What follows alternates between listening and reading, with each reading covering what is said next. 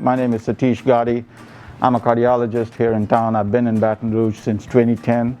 I love it here, moved in from New York. I practice with Cardiovascular Institute of the South. I've gotten into cooking about a year ago, maybe due to the pandemic, I don't know, but I just happened to just randomly cook one day and I just loved it, and I started cooking pretty regularly since then. I like to experiment a lot with vegan healthy recipes. One of my main focuses in the last year has been, trying to educate people not only just diet and healthy diet, but healthy living.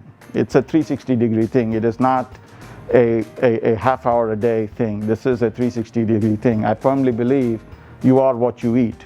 That is the medicine that we put in our bodies 24/7 pretty much. So we got to be mindful of that. So that is something that I like to keep in mind. So let's get in, let's get our hands dirty, let's start cooking, and I'm here to answer any question, related to healthcare field, cardiology, what have you.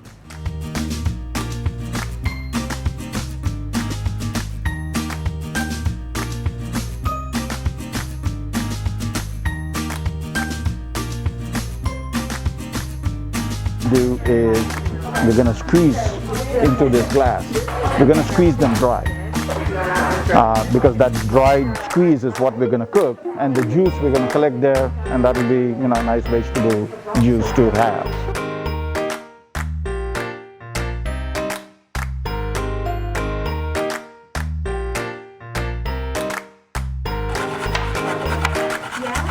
Perfect. Yeah, chop the end off and start great.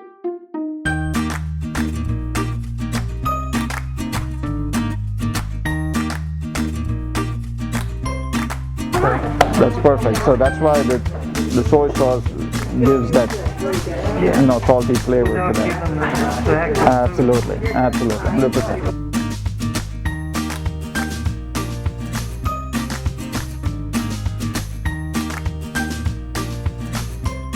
This is something I actually learned looking at Gordon Ramsay. Oh, okay. Instead of catching like this, if you put your fingers like this, you're going to slide off your nails and you won't cut yourself. All right, thank you. About coconut and saturated fats in coconut and a heart healthy diet. Yeah, no, it's a great question. The coconut oil, as you correctly pointed out, has a lot of saturated fats.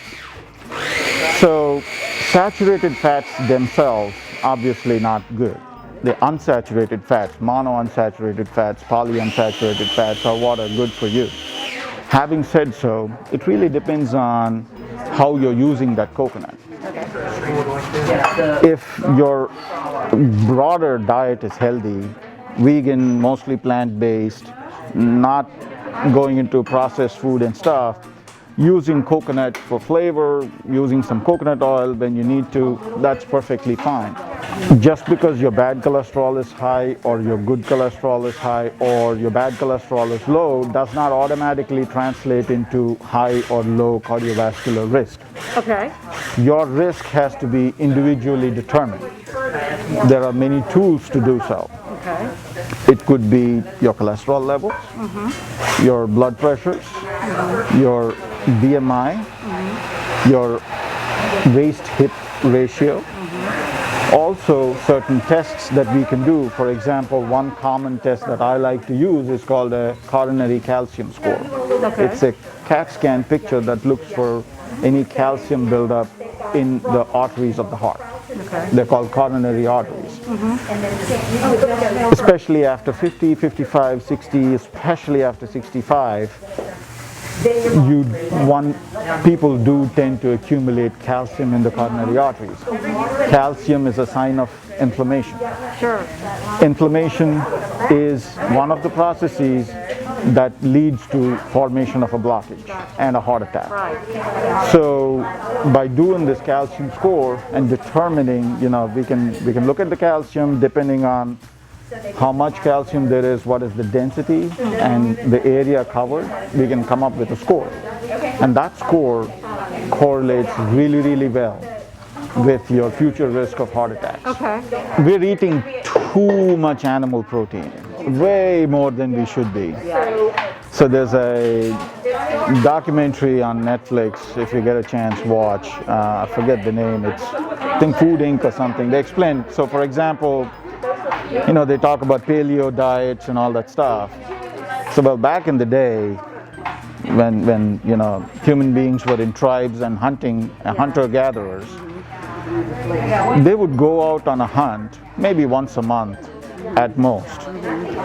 That would involve walking or running several miles, killing your prey, and then bringing it back all the way back to the village, where that one deer or whatever you killed would be shared with the entire village. That's not happening every day. That's not how that works. That's nobody. They're not traveling miles and miles, killing an animal, bringing it back every day. That happens maybe once a month. So the amount of animal protein consumed is automatically very low. And look at the activity that's involved, walking or running so many miles back and forth. To compare it to these days, we're like eating animal protein breakfast, lunch, and dinner. That's just a lot. Turmeric has anti-inflammatory properties. It's a really big thing in Indian cooking. Yeah, and it's a big thing in brain health, not just heart health, but brain health. Yeah, absolutely. And what do you think about turmeric as a supplement versus turmeric in cooking? Yeah, You only get so much turmeric. Great question. So I'll answer your question with another example. Okay. And try to garlic.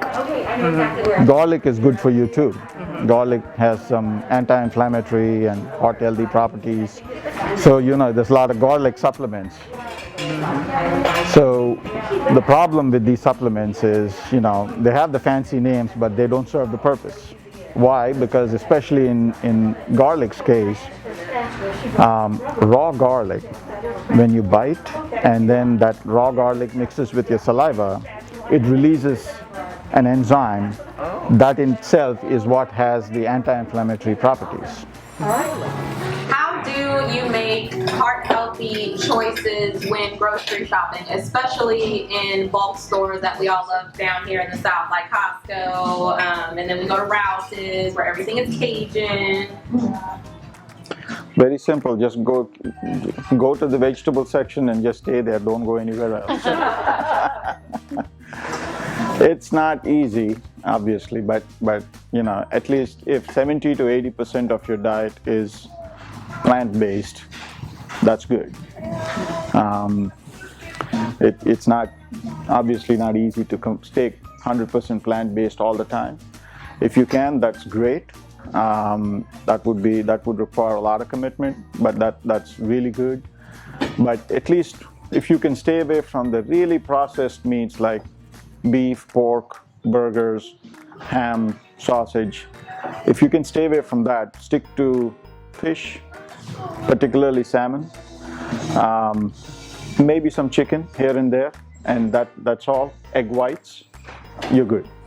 Talking about fishes, generally saltwater fishes tend to be better and healthier than freshwater fishes. You've also got to see where the fish is coming from. For example, tilapia. I really wouldn't advise tilapia. Why? Because A, there is no natural tilapia. You can go in the wild and fish for a tilapia. There's no such thing as a natural tilapia. Tilapia is completely man-made, farm-raised. There's a lot of catfish that's raised on farms. Whenever you talk about farm-raised animals, you're also talking about a lot of overcrowding, a lot of potential disease. So invariably they are pumped with a lot of antibiotics, which you are getting when you ingest them. So keep that in mind. So the saltwater fishes, there's almost no way you can farm them. Most of the times they're wild caught, and that's always better and healthier. Salmon is probably one of the best. The amount of unsaturated fatty acids, polyunsaturated fatty acids in salmon is just amazing. So what about grass-fed, if we were going to have beef, grass-fed beef as compared to So others? if let's say, purely hypothetical, I don't even know if that situation exists anymore. If you had 1 or 2 cows that were just purely grass-fed, roaming around, no overcrowding, no antibiotics, no nothing, yes, that's pretty good. Obviously, again, keep in mind your plant-based diet is always superior. But if you were going to eat animal products, then that would be better. What kind of oils and nuts are better than others? Great question. So the only 2 nuts that are, I wouldn't say bad, peanuts and cashew nuts, simply because their caloric content is so high. But overall, nuts are great, especially almonds and walnuts. Fantastic nuts, pecans, walnuts, almonds, pecans. They're 3 actually really good, quote-unquote, keto nuts with a lot of Macadamias too, huh? Yeah, macadamias. fats are good fats. Yeah, macadamias. Cashew nuts and peanuts, they're caloric, and especially peanuts. I think a cup of peanuts is about 850 calories. Wow. That's like half your day's worth Peanut right butter there. at the Go Butter Ooh, place. yeah. There's a lot of sugar in peanut butter. Now, if it was, I like the almond butter you get at Whole Foods. That's really tasty, really good. You can actually make your own almond butter right there. Yeah. That's good. But the peanut butter and stuff that you buy in the stores, that's already processed. It's got a lot of added sugar. Same thing with juicing fruits. You can blend your fruits and eat the whole and drink the whole thing. But when you go buy orange juice, that's already added sugar. They add sugar. Even if they say no added sugar, trust me, they add sugar. Or maltodextrin or something to make it flavorful and sweet. Otherwise, they're not going to drink it. And I say we in general public, they're not going to drink it. Any fruit is good, long as, obviously, you don't want to eat canned food, fruit that is probably wallowing in a lot of syrup and stuff. But fresh fruit, any fruit is good. The only fruit that is, I wouldn't say bad, but bananas, for example, the glycemic index. The glycemic index is this thing where, every food will give you some calories, some sugar content. But the question is how fast that sugar level rises in your blood. That is measured by this glycemic index. So bananas have a, really high, fast glycemic index to where your sugar rush is pretty quick. That's why athletes eat bananas, in between tennis matches or whatever. But other than that, the berries are probably the best fruits. Strawberry, blackberry, blueberry, raspberries. The glycemic index is really low, and a lot of fiber. That's why don't juice your fruits. Eat your fruits. If at all, just blend it so you get the whole thing.